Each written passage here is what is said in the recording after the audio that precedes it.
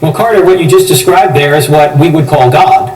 God is in another dimension that has the ability to bring these dimensions into existence. So if you want to call it another dimension, you can call it that. But that's exactly what we mean by God. But then why is there a theology? Why do we worship God? Because Jesus. Excellent point. You don't have to worship God. In fact, Aristotle never worshiped God. In fact, the Greeks never got their theology and philosophy together. They knew that there had to be an unmoved mover, but they never put the two together and worshiped the unmoved mover. So you don't have to worship the unmoved mover. You don't have to. You can do whatever you want. That's why you have free will. God loves you enough to give you free will. You can love him or reject him. That's up to you.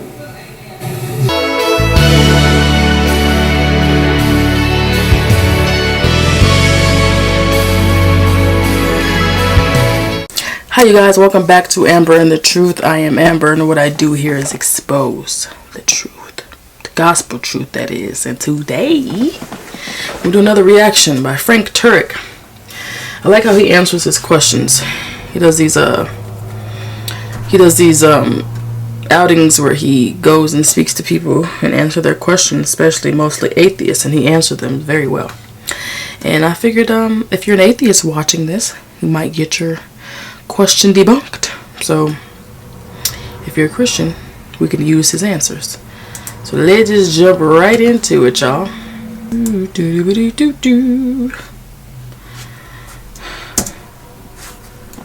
Yes, sir. What's your name? Hello, my name is Carter. Hey, Carter. And I'd very much like to begin by addressing your offensive moral law argument that without God as an objective moral standard, the atheists, those who do not... Hold on, let me just give you my opinion on atheists. Atheists are not dealing well with reality. I would say that. That's the nicest way I could say it. Is you guys don't deal well with reality. You are operating in arrogance because you think you have it figured out. Like, you think you have the answer, and you do not. And yeah, that's pretty much it. You're operating in arrogance, and you're not dealing well with reality. You need a reality check. And let's just see what he says. Having influence of theism would be hitting arrest amoral beings. Okay, let me stop right there because that's not the case. I never said that atheists can't be moral. I never said atheists don't know morality. In fact, atheists know morality just like everybody else. We know morality because it's written on our hearts. What I'm saying is that atheists can't justify morality. That's the point. In fact, I had to say this several times to Christopher Hitchens. Christopher, I'm not saying you're a bad guy. Christopher, I'm not saying you don't know morality. In fact, I like Christopher. I thought he was a good guy. What I'm saying is you can't justify why not murder innocent people to get what you want. That's the point. It's a point about ontology, not a point about epistemology. It's not a point about how you know the moral law. It's a point about why does the moral law exist. I may return to address this, sort of the gentleman behind me may address it, but I'd really like to address your design argument. Okay? As I understood it, you argued that a painting or a creation, to use the term painting, implies a painter, or a design implies a designer. But I must ask, who designed God? And if no one designed God, if God is timeless, spaceless, and immaterial, and he existed eternally in an uncaused fashion, then why can't nature exist in the exact same way, in an eternal, uncaused, spaceless, timeless, immaterial fashion? Because Why can't our uncaused origins be as marvelous and precise as God, but be natural causes? Excellent question, Carter. That's a very good question. You're right. Now we have two options here. Either the universe is the uncaused first cause, or something beyond the universe is the uncaused first cause. The problem is that all the evidence points to the fact that the universe is not the uncaused first cause. And I didn't have time to go through that evidence tonight. That was part one. But I'll give it to you very briefly in an acronym, SURGE, S-U-R-G-E. S stands for the second law of thermodynamics, which says that the universe is running down. Well, if it's running down, somebody must have wound it up. We'd have no energy left right now if the universe was eternal. The U stands for the fact that the universe is expanding. Edwin Hubble detected that back in 1929 and shows that everything came from a single point.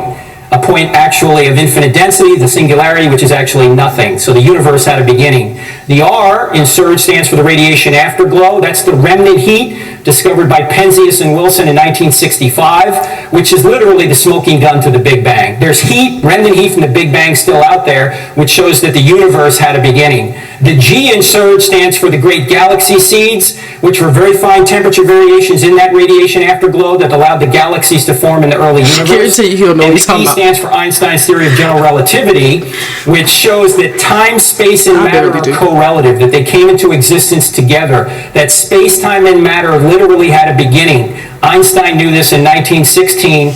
Then observational evidence began in 1919 when Eddington did his test on the eclipse. And then Hubble discovered the expanding universe in 1929, and then on to the radiation afterglow and the great galaxy seeds after that. So the evidence points to the fact that the universe is not the uncaused first cause. So there must be something beyond the universe that is, and that thing that's beyond the universe must be spaceless, timeless, and immaterial. And if you're timeless, do you have a beginning? Nope. No. So that God is not, he didn't have a beginning. He's the uncaused first cause. And look, let me tell you something. My brain cannot wrap around God not having a beginning. Like, I can understand it. Like, he allows me to get it. But I can't, how does, because everything we know has time, has a beginning and an end. Every single thing. There once was no scissors. Now there are scissors. Like, for God to have always exist and no beginning, it's like, how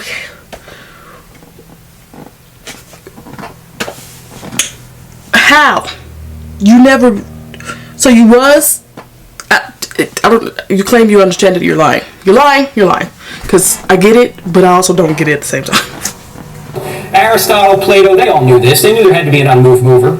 I believe you're drawing a false dichotomy, because we do not know that the original cause was God. There is no reason to say that an intelligent designer was the first cause, the uncaused first cause that caused everything else. I do not have the training or expertise to refute such science, and in fact, I accept your conclusion that the Big Bang had a beginning and space, time, and matter came into existence from a point of origin.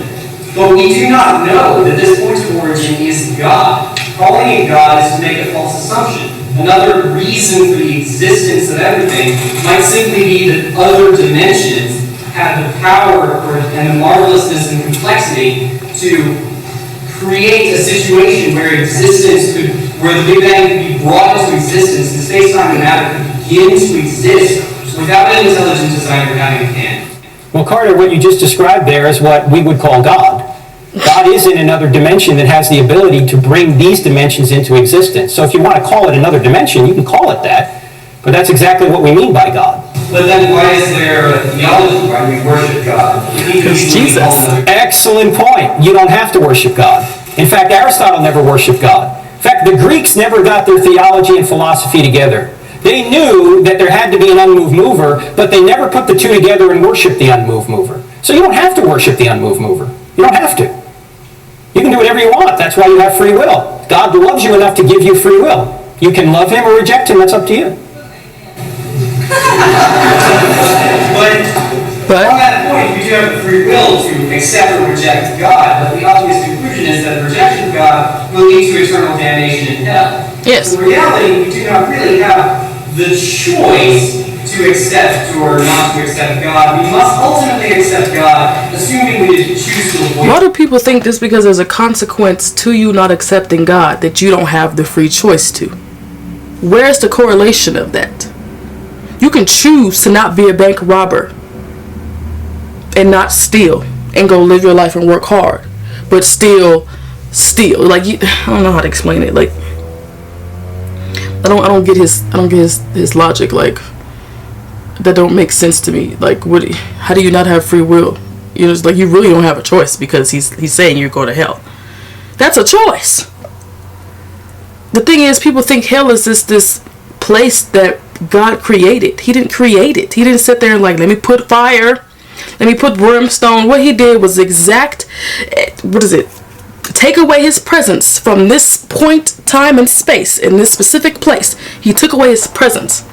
And that is what exists when he's not there. And so what you're saying is, I don't want to give God no praise. I don't want to pray. I don't want to do that. God's like, cool. You want an existence without me? This is what it is. You accept it or not. Like, I don't understand, like...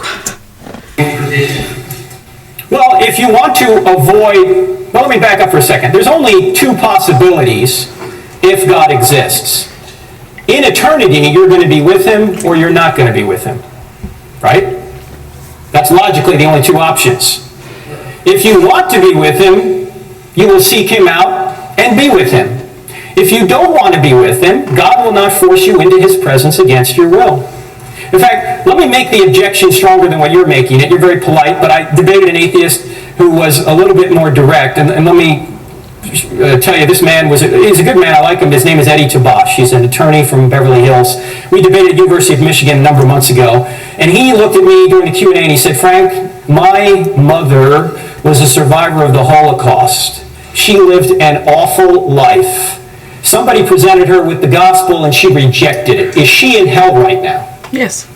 Well, I said, Eddie, I don't know where your mother is. I don't know if she made a profession of faith in her last moments, but if she didn't, then God will not force her into his presence against her will. God is too loving for that. And I asked the audience this question. In fact, I'll ask you as an audience. That's why he that's why the place exists.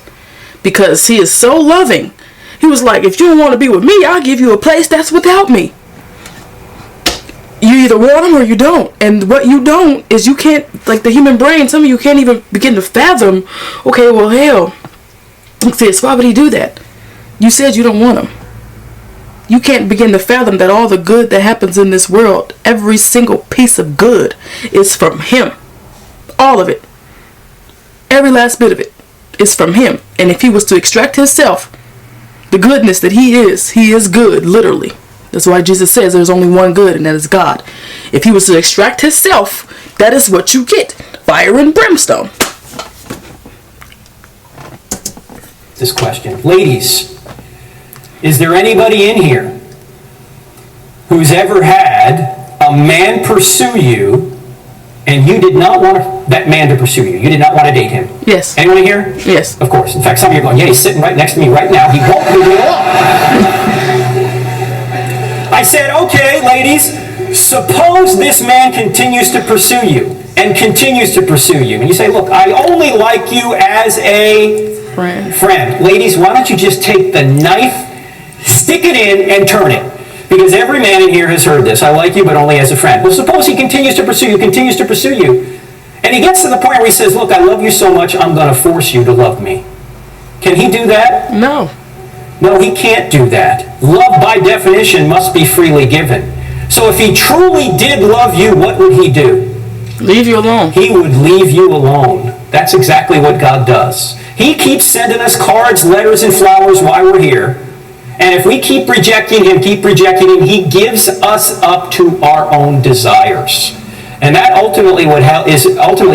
Hell is separation from God. So you're free in hell. You can continue to reject God in hell, but you're confined to hell. In fact, hell is a quarantine of evil. That's what it is. And heaven, of course, is being in the very presence of God. God loves you too much to force you into his presence against your will. Thanks, Carter. He ain't got nothing else to say. That was funny. Period. I loved the way he explains it. All the sciencey stuff I don't really particularly get because, science is way above my mental grade. But what he said was true. The whole point of hell existing is because he was like, I'm not about to force you to love me. I'm not about to force you to praise me or give me glory. So here's a place separate for you. And you're like, no, that's bad. Well, I'm good. And bad exists separate from me. I can't even, God is the living water. Bad is oil. They can't mix even if they wanted to. So you choose. You want oil or do you want water? Which one will you survive off? Chunking gallons of oil or drinking gallons of water? It's your decision. You can choose to be ignorant. You can choose to ignore God all you want. But there's only two places your body, your soul will eternally spend. And because we spend the average of 70 to 80 years on Earth, you think that's a long time? Imagine never-ending time. We can't begin to fathom that as humans, a time that's never-ending. Eternity. Never ending? Bro, we can't even sit still for 2 hours, let alone never ending. So yeah, anyway, I want to thank you guys for watching. If you have anything to say, put it in the comments below. If you want to continue the conversation, put it in the comments below. If you are new here, hit that subscribe button, hit that like button so we can go up in the algorithm. And as always, I will see you, or you will see me next time. Peace.